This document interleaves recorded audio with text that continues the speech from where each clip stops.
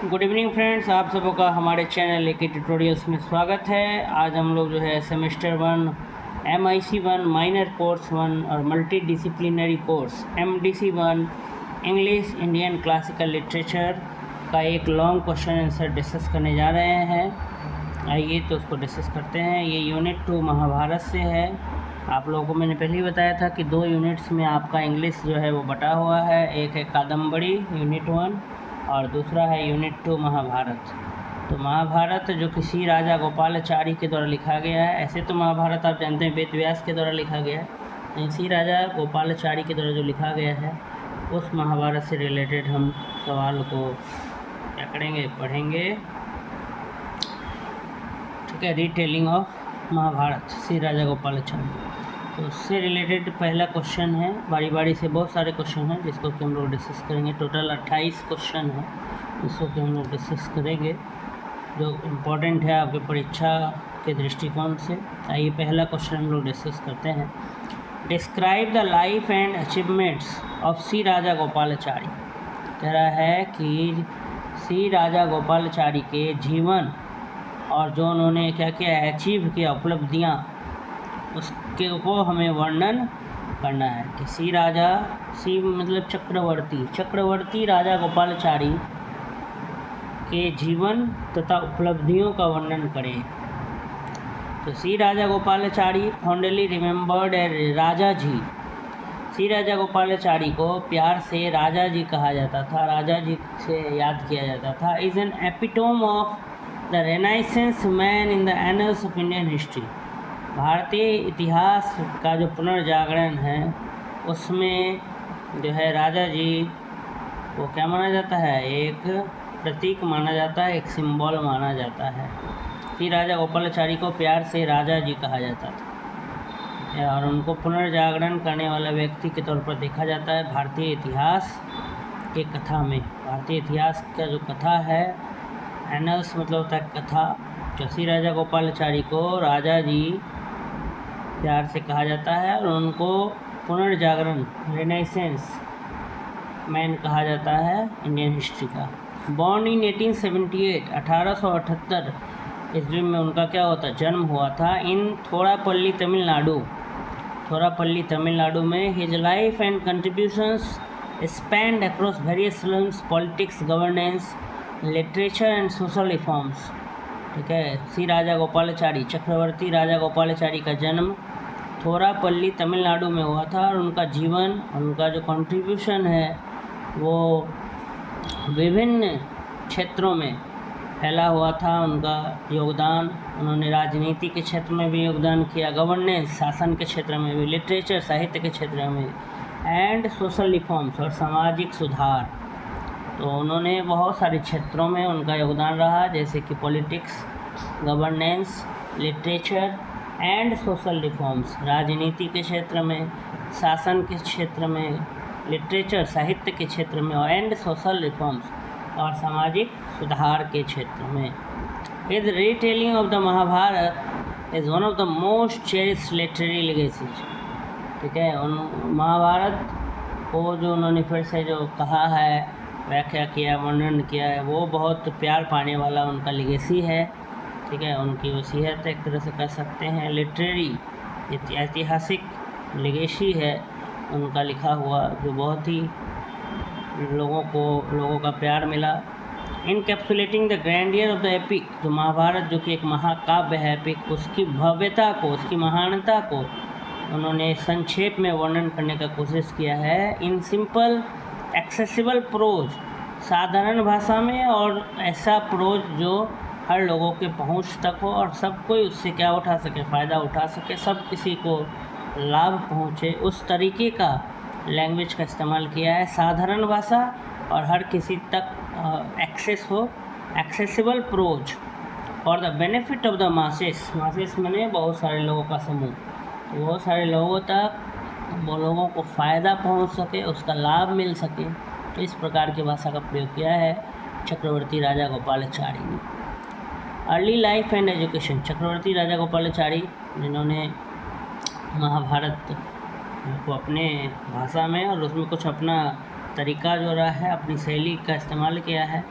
और एक प्रकार से सेतु का भी निर्माण किया है, युवाओं और जो कथा है उसके बीच जोड़ने का काम किया है।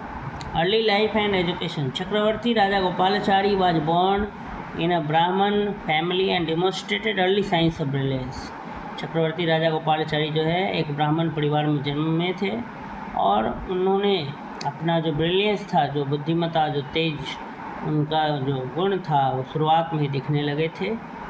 अर्ली साइंस लोगों को नज़र आने लगे थे उनकी ब्रिलियंस का। ठीक है। After completing his initial schooling in Hosur, Salem and Tindivanam, he went on to study law in Bangalore and Madras. कह रहा है कि शुरुआती शिक्षा, प्रारंभिक स्कूलिंग उन्होंने होसूर, सलेम और टिंडीवनम में पूरा किया और उसके बाद वो पढ़ाई करने के लिए, लॉ की पढ़ाई करने के लिए कहाँ चले गए? बेंगलोर और मद्रास चले गए। Even in his student days, अपने स्टूडेंट डेज में Raja ji displayed a fierce independence of thought. जब वह युवा काल में थे, जब वो स्टूडेंट थे या विद्यार्थी थे, तो उन्होंने विद्यार्थी के दिनों में भी राजा जी के अंदर एक आज़ादी का जो सोच था, एकदम ज्वाला, वो आज़ादी की जो ज्वाला थी उनके दिलों में धधकती थी उस समय भी। क्वेश्चनिंग एस्टेब्लिश्ड नॉर्म्स, जो नियम कानून जो बने हुए थे उस पर वे सवाल प्रश्न चिन्ह खड़ा करते थे। And being undaunted by prevalent British colonial attitudes, और जो अंग्रेज के जो कॉलोनियल सरकार थी, जो उपनिवेशिक सरकार थी, उनका जो रवैया था उसके खिलाफ वो क्या उठाते थे? हमेशा सवाल उठाते थे। Political career and Indian freedom struggle. राजनीतिक जीवन, करियर और भारतीय स्वतंत्रता संग्राम। Raja ji immersion into the political arena began when he became deeply influenced by the ideas of Mahatma Gandhi. राजा जी भी जो है कूद पड़े राजनीतिक क्षेत्र में। कब कूद पड़े? तो जब वे बहुत ज़्यादा प्रभावित हुए महात्मा गांधी के विचारों से, महात्मा गांधी के आदर्शों से। महात्मा गांधी जिन्हें राष्ट्रपिता कहा जाता है, बापू, तो उनके आदर्शों से जब वे बहुत ज़्यादा प्रभावित हुए तो वो भी जो है राजनीति में कूद पड़े। Joining the Indian national Congress, उन्होंने भारतीय राष्ट्रीय कांग्रेस को ज्वाइन किया। He was an ardent supporter, वो बहुत ही अच्छे सपोर्टर थे of the non cooperation movement, असहयोग आंदोलन का। Earning him present time in 1921, 1921 में उन्हें जेल का भी सामना करना पड़ा था असहयोग आंदोलन के दौरान। Raja ji statesmanship was a blend of pragmatism and visionary thinking. Raja ji का जो स्टेटमेंटशिप था वो मिक्सचर था किसका? प्रैग्मेटिज्म और व्यवहारिकता में, और आगे का सोच, विजनरी थिंकिंग उनके अंदर था। दोनों का कह सकते हैं कि मिक्सचर थे Raja ji. He played crucial roles at different junctions from the Vaikom satyagraha and anti caste discrimination movement in 94 to his tenure as the chief minister of Tamil Nadu post independence. उन्होंने बहुत महत्वपूर्ण भूमिका निभाया अलग अलग बिंदुओं पर, डिफरेंट जंक्चर्स, अलग अलग पोजीशंस में। जैसे चाहे वो भाईकॉम सत्याग्रह की बात हो जो कि एंटी कास्ट डिस्क्रिमिनेशन मूवमेंट था 1924 में, या फिर उनका कार्यकाल हो चीफ मिनिस्टर का, तमिलनाडु के वो क्या बने थे? मुख्यमंत्री भी बने थे आज़ादी के बाद, पोस्ट इंडिपेंडेंस। तो हर क्षेत्र में उन्होंने अपना बहुत ही important role, crucial role play किया। चाहे वो एंटी कास्ट डिस्क्रिमिनेशन, जाति भेदभाव आंदोलन, उसको हटाने के लिए, जाति भेदभाव न हो उसके लिए एंटी कास्ट डिस्क्रिमिनेशन मूवमेंट चला था 1924 में। तो उसमें भी उनका बहुत महत्वपूर्ण भूमिका उन्होंने अदा की थी। और साथ ही साथ आज़ादी के बाद वो मुख्यमंत्री बने थे, चीफ मिनिस्टर बने थे Tamil Nadu. He introduced radical reforms including the introduction of Hindi in schools and the revolutionary modified scheme of elementary education which endeavored to bridge the educational gap in rural areas। उन्होंने जो रूढ़िवादी जो सोच थी, जो सुधार थे, उनको इंट्रोड्यूस किया, हिंदी को लॉन्च किया, इंट्रोड्यूस किया स्कूल्स में, और रेवोल्यूशनरी एकदम क्रांतिकारी जो मॉडिफाइड स्कीम लाया, एलिमेंट्री एजुकेशन का एकदम नया संशोधित, मॉडिफाइड कह सकते हैं, एक नया स्कीम लॉन्च किया जिससे कि गैप ख़त्म हुआ, जो शिक्षा का जो गैप था खास करके ग्रामीण इलाकों में, रूरल एरियाज में। तो वहाँ पर उन्होंने गैप को पाटने का काम किया, जो खाई था उसको पाटने का काम किया।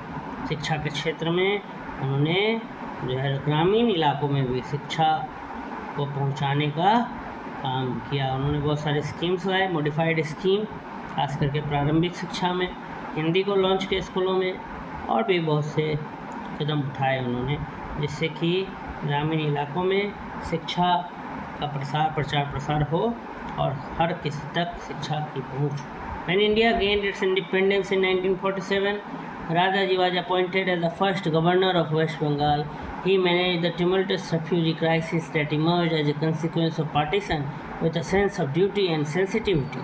जब भारत आज़ाद हो गया 1947 में 15 अगस्त, तो राजा जी को पहला गवर्नर बनाया गया पश्चिम बंगाल का, और उन्होंने रेफ्यूजी क्राइसिस जो उसमें मर्ज हुआ पार्टीशन के कारण, जब देश बट गया, बंटवारा हो गया हमारे देश का, तो उस समय ड्यूटी और सेंसिटिविटी का सेंस के कारण उन्होंने मैनेज किया वो जो रेफ्यूजी क्राइसिस जो चल रहा था।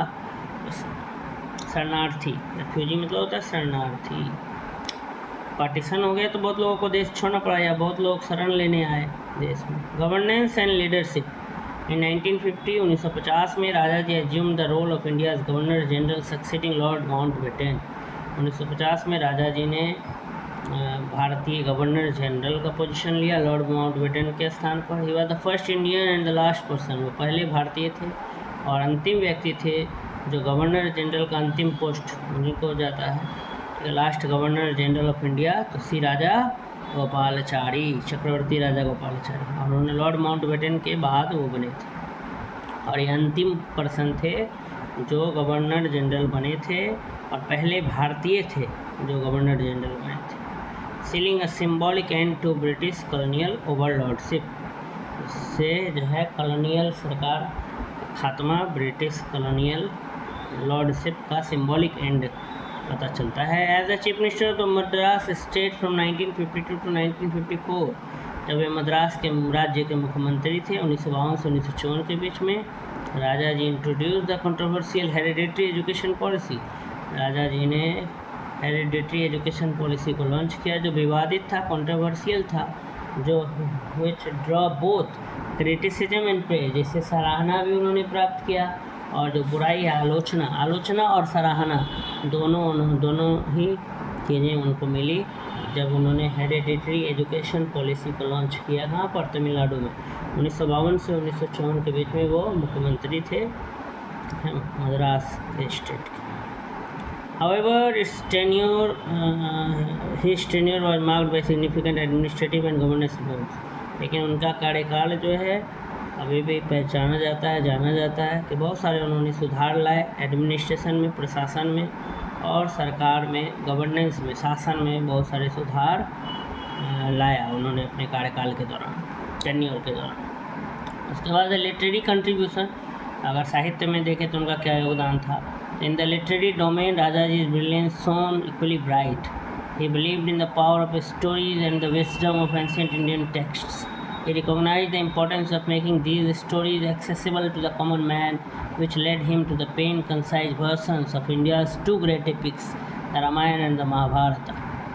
तो लिटरेरी के क्षेत्र में अगर देखें तो राजा जी का जो ब्रिलियंस था, राजा जी की जो बुद्धिमत्ता थी, जो राजा जी जो तेज थे, इंटेलिजेंट थे, ब्रिलियंट थे, उनका ब्रिलियंस वो काफ़ी चमक रहा था। उनकी जो चमक थी वो बरकरार रही, वो ब्राइट ही रहा। स्टोरीज़ में वो विश्वास रखते थे, कहानियों की ताकत को समझते थे। बहुत ऐसा चीज़ है कि जो हमें आसानी से नहीं समझते हैं, तो फिल्म देखते हैं तो फिल्मों की कहानी से हम बहुत कुछ सीख जाते हैं। ऐसे भी जो कहानी हमें, अगर कहानी के माध्यम से अगर हम कोई भी चीज़ सीखते हैं तो जल्दी सीखते हैं। तो story telling, power of stories को श्री राजा गोपालाचारी विश्वास रखते थे और भारतीय जो टेक्स्ट थे, इंडियन टेक्स्ट जो थे, उसकी बुद्धिमत्ता को पहचानते थे। उन्होंने महत्व दिया कि उन कहानियों को, जो भारतीय जो कहानियाँ हैं, उनको महत्व दिया जाए और वो जन जन तक पहुँचे, आम लोगों तक, एक कॉमन मैन तक वो कहानी को पहुँचाया जाए। तो जो है कॉमन मैन को उससे क्या होगा, लाभ होगा। और उन्होंने दो महाकाव्य, टू एपिक्स है, महाभारत और रामायण, दोनों को कंसाइज में, संक्षेप में लिखने का प्रयास किया। ठीक है, उन्होंने महाभारत में जो प्रयास किया तो काफ़ी नोटवर्दी रहा। ठीक है, भास्ट और इंट्रिकेट जो नैरेटिव उन्होंने सेट किया। ठीक है, राजा जी महाभारत ने तो फिलोसफिकल, मोरल और कल्चरल लेसन्स को जो है एक साधारण आदमी लेमैन के लिए भी समझना आसान हो गया उन्होंने जिस तरीके से लिखा, रिटेल किया स्टोरीज को। ठीक है, जबकि उसमें बहुत सारे पात्र हैं, कैरेक्टर्स बहुत सारे हैं और बहुत वास्ट है, लेकिन उन्होंने उसको बहुत ही आसान भाषा में फिलोसफिकल, मॉरल और कल्चरल लेसन्स को डाइजेस्टिबल बनाया, पचने योग्य बनाया, मतलब कि समझ सके हर कोई, ऐसा बनाया। उनका वर्सन सिर्फ एक टुकड़ा नहीं था या सिर्फ वहीं से उठा करके नहीं ले लिया गया, बल्कि उनका अपना विचार भी उसमें था। उन्होंने अपने तरीके से जोड़ा, लोगों को रीडर्स जो उस समय के जो रीडर्स थे उनसे जुड़ने का प्रयास किया, उनको जोड़ते हुए वे महाभारत को कैसे समझें, उनके लिए महाभारत का क्या मायने है, इस चीज़ को समझते हुए उन्होंने एक यूनिक और एक रिलेटेबल क्या बनाया, ब्रिज बनाया एक तरह से। उसके बाद सामाजिक सुधार और बाद का जीवन, social reforms and Later Life, beyond politics and literature. Politics और लिटरेचर के बाद अगर देखें तो उसके अलावा राजा जी जो थे सामाजिक सुधार को लेकर डीपली पैशनेट थे, एकदम मतलब इच्छुक थे, चाहते थे ही चैलेंज। उन्होंने जो ट्रेडिशनल जो कास्ट सिस्टम था, जातिवाद था, इसको ख़त्म करना चाहते थे वो, और सबको समानता प्रदान करना चाहते थे। वो चाहते थे हर किसी को इक्वलिटी मिले, इक्वल माना जाए। उनका व्यू पॉइंट्स इकोनॉमिक पॉलिसीज़ पर, ठीक है, नेहरू के सोशलिस्ट मॉडल से अलग था, विपरीत था। ठीक है, जिससे उन्होंने एक स्वतंत्र पार्टी बना लिया 1959 में। ठीक है, राजा जी का बाद का साल था, उन्होंने राइटिंग पर ध्यान दिया और सोशल कमेंट्री, समाज में लोगों को राष्ट्रीय मुद्दों पर एक आवाज़, बुलंद आवाज़ के तौर पर लोगों को जागरूक करने का काम किया उन्होंने बाद के वर्षों में। और जब तक उनकी मृत्यु नहीं हो गई, 1972 में उनका डिमाइस हो गया 1972 में।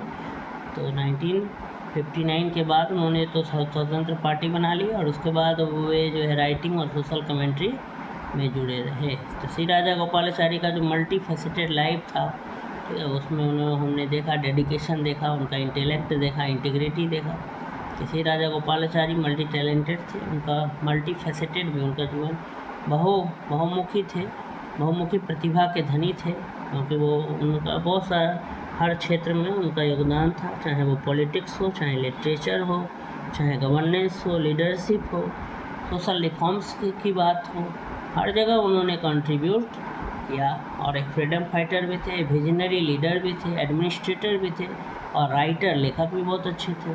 तो राजा जी का जो लेगेसी था, जो कमिटमेंट था राष्ट्र को लेकर के, जो भावना थी, जो कल्चरल, जो सांस्कृतिक, जो एथिक्स था, उस पर भी उनका ध्यान था।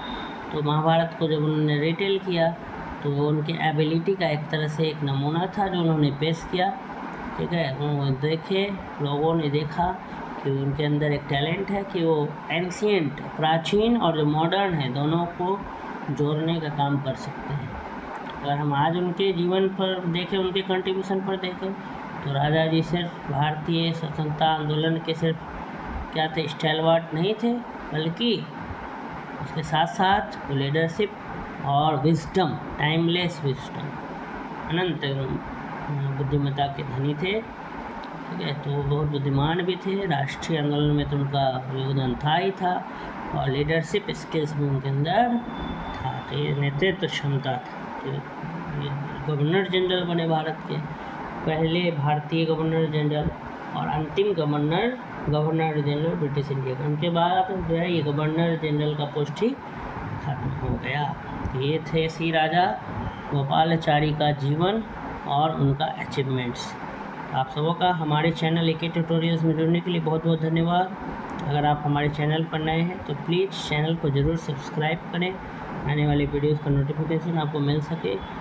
और बीए, बैचलर इन आर्ट्स, ठीक है, सभी यूनिवर्सिटीज़ के लिए ये चैनल जो उपयोगी है। ठीक है, इस चैनल पे बीए के लिए जो है वीडियोज़ अपलोड किया जाता है, तो आप बीए के स्टूडेंट्स तक ज़रूर ये वीडियो को शेयर करें। धन्यवाद।